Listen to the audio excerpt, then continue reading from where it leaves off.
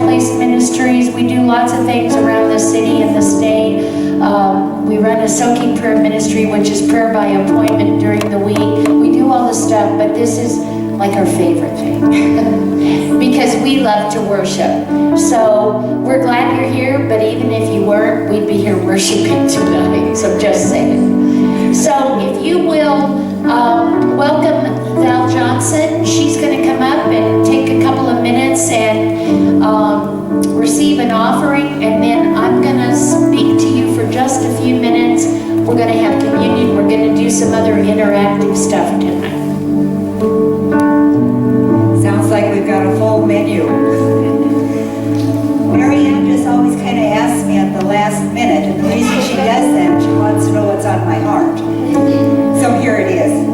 But we always have a little pre-prayer time in the other room before we start here. And Mary Ann had a comment, and it was just interesting because she said, "We are it." And you know what? It just kind of made my head shake, and I just thought, but what she was referring to, this is the number of people are here to pray. But what I took it as, we are it to help further the kingdom. So not to always be looking for somebody else, but we are to look to ourselves and what is our part in it. It's just an invitation to look around and see how God is moving in the city, what He's doing in all these different parts of the city, and in your loved one's life as well.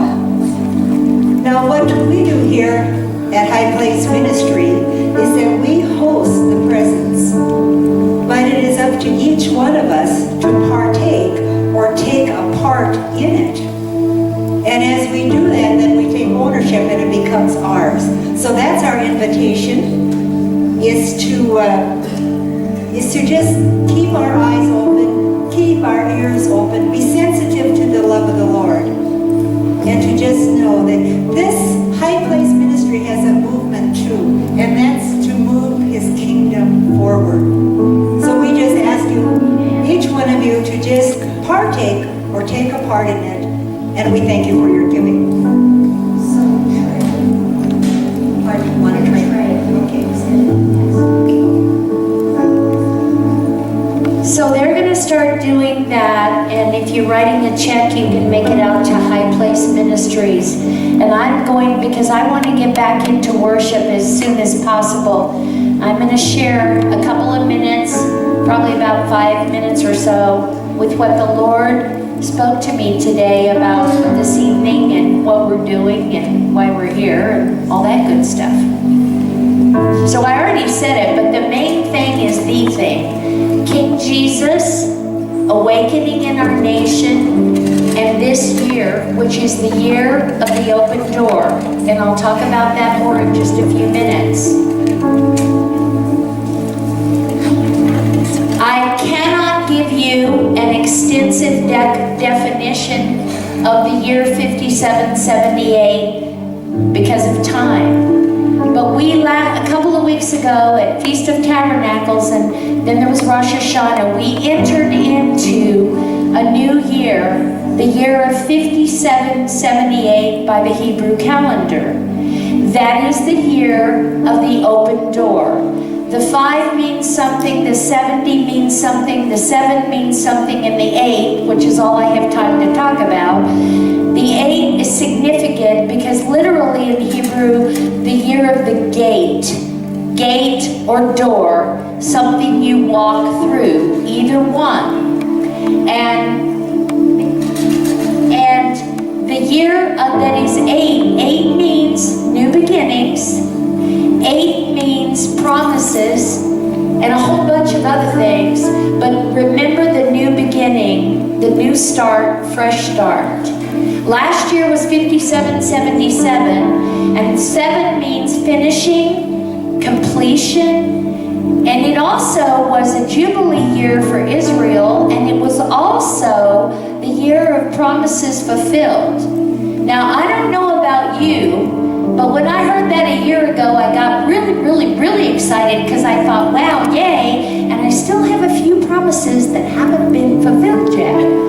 But be encouraged, because just because we as humans like to have lines of demarcation and delineation, and God's calendar, the Hebrew calendar, has those mile markers, but He's a God out of time. So for you and I, we say, okay, right here's the line of demarcation, and all of it should have happened by then. Well, not so much. It's not how God sees it necessarily. But be encouraged, because if your promise, the biggie that you were believing for, hasn't come about yet, this is not a bad year. This is a good year. This is part of the promise still of going forward. You will receive your promise. You will receive it, because He is not a man that He can lie. He does not tell us stuff and then go, oh, changed my mind, sorry. And He doesn't even go, you were a bad, bad, bad, bad girl or boy, so I'm not going to do what I said I would do. He does not do that. So I'm here tonight to encourage you and let you know that this year of 5778 is the year that God is asking you to go through the door. Now here's the really cool part. Not that it isn't already cool, but the other cool part is that when I was in Glory of Zion and Prophet Chuck Pierce was talking about a lot of this and all the other speakers, it's not like we have to push the door open. Jesus is standing there and it's open. So unlike past years, I think 04 was the year of the door too, but that was a different time and a different season, and you had to push the door. This time you don't have to push the door. It's open. You just have to be willing to walk through. Awakening is coming in our nation. It's here. And Kevin's going to share in a minute more on that. But here's what the Lord told me to share with you today. Just 3, not very many. 3 keys. 3 very important keys about 5778. Number 1. Don't forget these, and if you're taking notes, write them down, because it was fun when He gave them to me. I went, well, that's cool. Number 1, the door is open, but you are not allowed to carry the old junk through it. Now, what does that mean for you? For each of us, it can be different, or some of us, it's some of the same stuff. And this is not an all-inclusive list, but some of the old junk is holding on to old things. Unforgiveness, doubt, unbelief, anger, resentment, disappointment. Even disappointment like the big thing I'm believing for hadn't happened yet. I cannot be disappointed that it didn't happen in 5777. I cannot. I have to still stand in hope, believing it's any minute. It's any minute. And you and I have to help each other believe it's any minute, it's coming through any minute. We are the remnant. You are the remnant, or you wouldn't be here tonight. I already know that. I know from the Lord that when we've been doing this 6.5 years on the second Friday of the month, and the people that come are the remnant. They're the ones God is saying, I pick you, I pick you, I pick you, I pick you, I pick you. Not that He doesn't love all the others. He does, but He says, you're the ones I'm picking to be the forerunners and do the stuff first, because you're paying attention. So you're the remnant. So you can't carry the old junk through. Hope deferred makes the heart sick. Judgments. In a minute, you're going to have time, just you and Jesus, to let Him show you if any of those things are in your heart, because you can't carry them through the door this year. Because you know what happens if you do? If you try to carry them through the door, it's like the rich man going through the eye of a needle. You can't make it through into the new. And this is a new season. Number 2 is, the door is open. Well, and I already said this one. You don't even have to push it open. He is saying there is an increased amount of angelic assistance for us this year. The angels are moving on our behalf, ascending and descending. Don't hold on to the past. Ladies and gentlemen, I have been preaching this to myself for quite a while, and I encourage you, lay it all down. Every bit of the past. We cannot move forward in an accelerated rate like the Lord has for us if we are holding on to the past. And the angels get a little bogged down if they're trying to pull you this way and you're going, they finally, this is Mary Ann. I'm not saying this is Bible, but what I see is like they wash their hands of you and go on to somebody who will lay it down. So you have assistance this year from the heavenly host, but you've got to be willing to lay down the past. Now, the other day, the Lord told me, and it's a long story which I won't go into, but He said, I'm going to teach you how to look at time in a new way. And we all know God's out of time, right?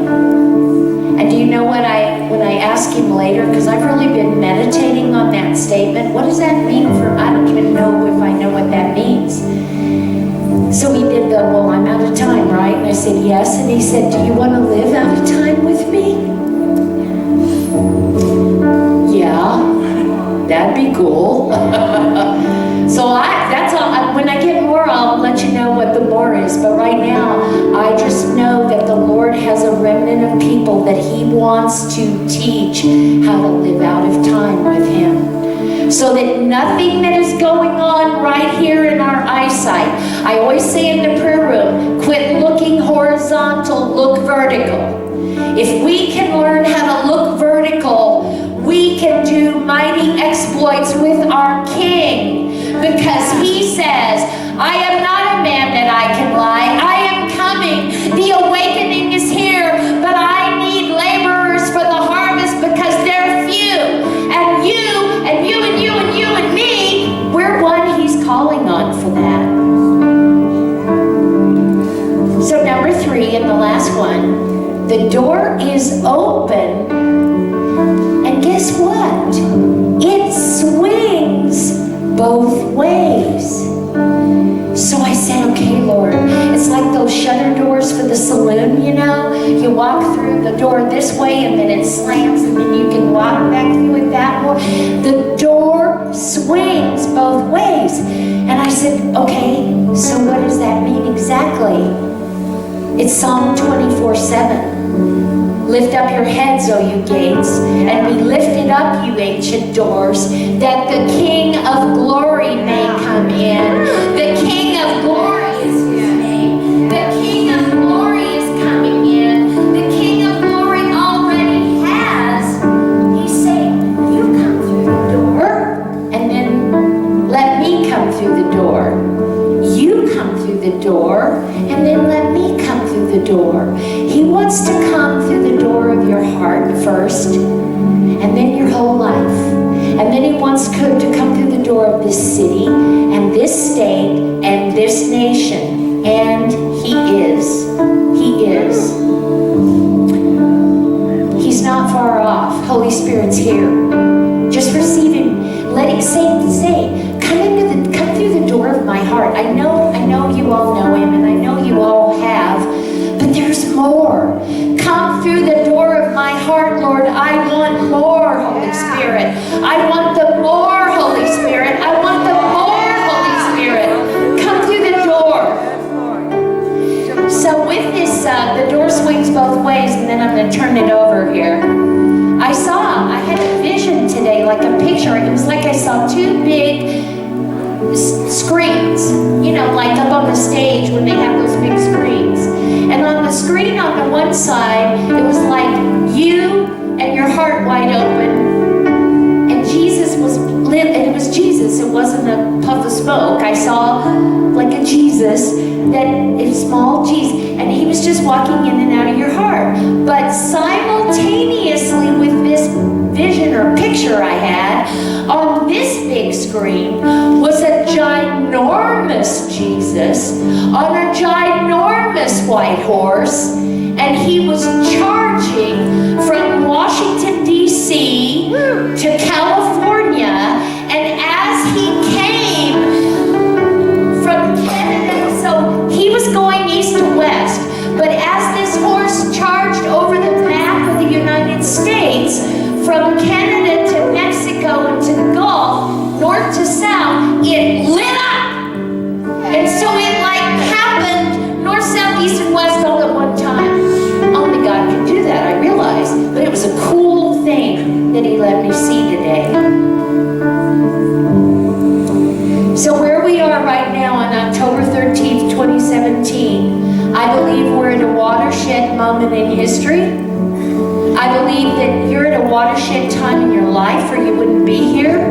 We're at a watershed time in our state and in our nation. And someday when we look back at this day and this time and this season, we're going to look back and say, oh, this is what that was.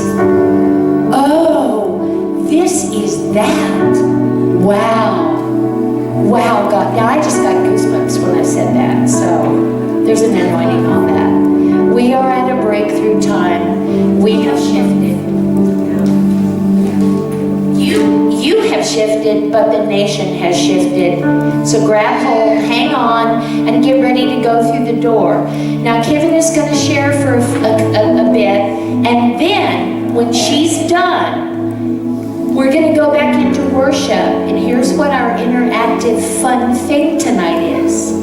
When you have made sure those 3 points, you've told him, I'm leaving behind all the baggage, I want to invite you in through the swinging door, I want you to have my heart, I agree with all those open door things that Marianne just said, and anything else he gives you. When you're ready, we're going to dim the lights again, and you're going to get up whenever. We're going to be in full worship.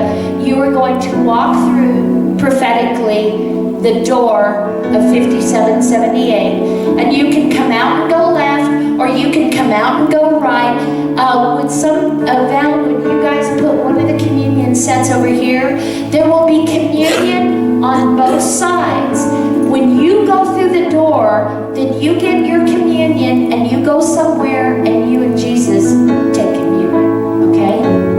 And we're just going to worship. So I agree that America has shifted.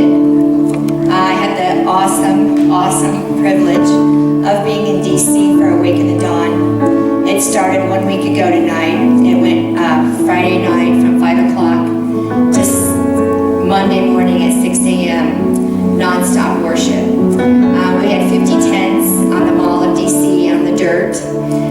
Between the Capitol and Washington, D.C. is a mile. And there's a dirt road on this side, and there's a dirt road on this side, and a grassy strip in the middle. And they set up all 50 tents from every state. And the tents were, from here there was one there, one here, and one right there. I mean, they were close. And when you were in your tent worshiping and really focusing, you probably couldn't hear others, but if they got rowdy, you could. But when you came out of your small tent and, came out here, you could literally hear and feel. As people would walk by, people would just go along, walking along the dirt, and they would enter into the next tent. And there were so many times like you didn't even want to go past the tent that was in there. There was wild worship going on, or intimate, sweet, holy. There would be 2 people in there worshiping, or there'd be 25, 30 people worshiping. But it was round the clock, night and day, round the clock, night and day and night. And one of the songs that you guys led tonight, night and day and night, let incense arise, was many tents. And there was such a feeling of family. I have never, ever felt so much love in my whole life. Like, everyone there was there. One purpose was to worship Him. And then what overflows from that is just heart, just love. There was so much love. One young man in the middle of the night, we were just going by a tent, and we were talking about how we just felt so close to each other. Isn't it awesome? And he goes, yeah, it's kind of like we're all God's family worshiping God in America's living room.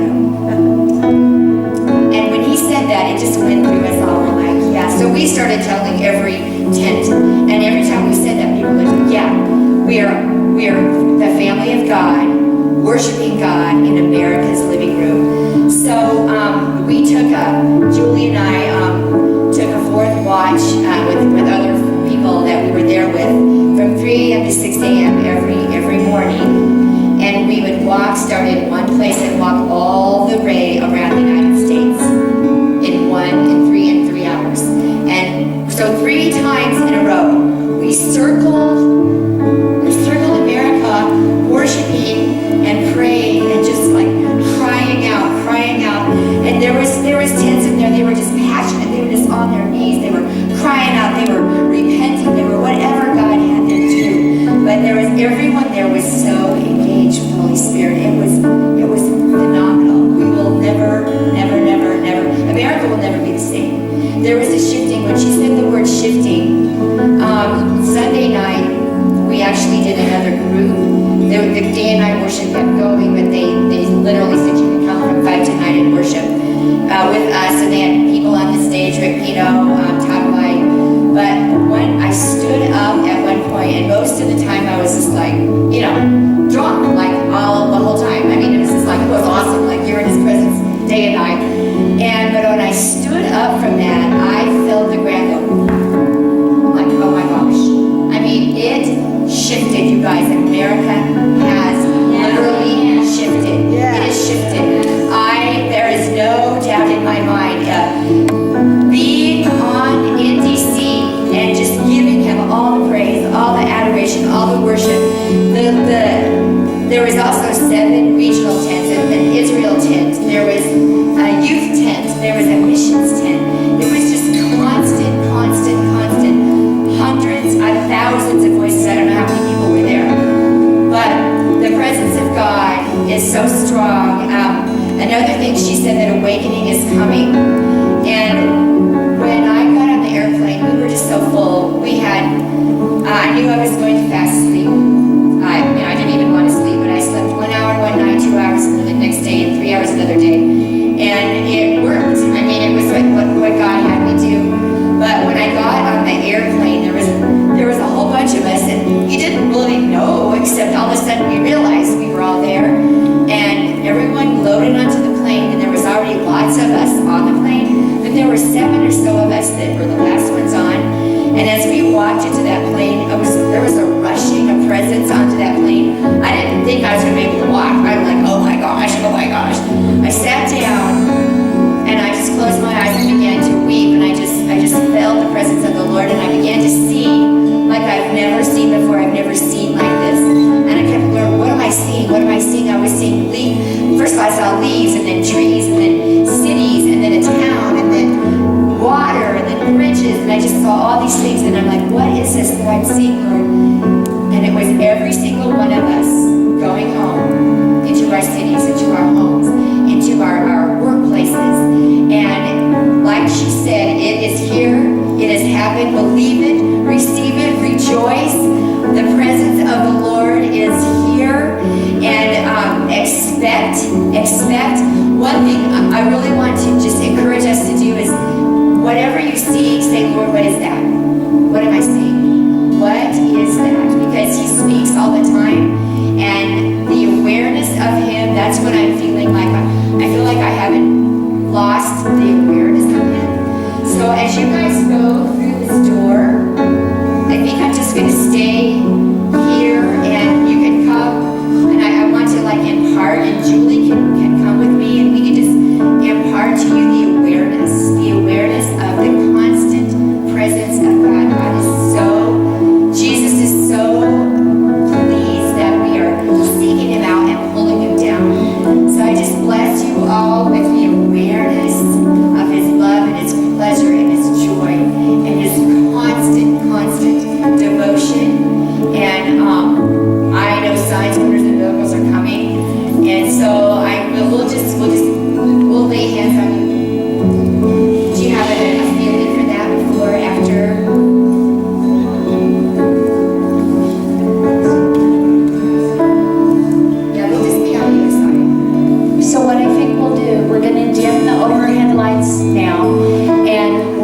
back into worship. And again, this is on your time, you're done. Whenever you're ready to come through the door, do so and go either direction, get your communion, and they will be on either side to lay hands on you as you get it. And then you go back and you sit and you take communion and understand with impartation, you know, there's no hocus pocus in this. They're just carrying the anointing that they just brought back fresh from DC. And all they're doing is laying hands on you to impart everything they absorb, the worship, the shift, the destiny, all of it. There's a whole bunch more we could talk about that happened simultaneously while they were there. I was here at a national meeting, a whole lot, but I can just stand to tell you tonight that whether you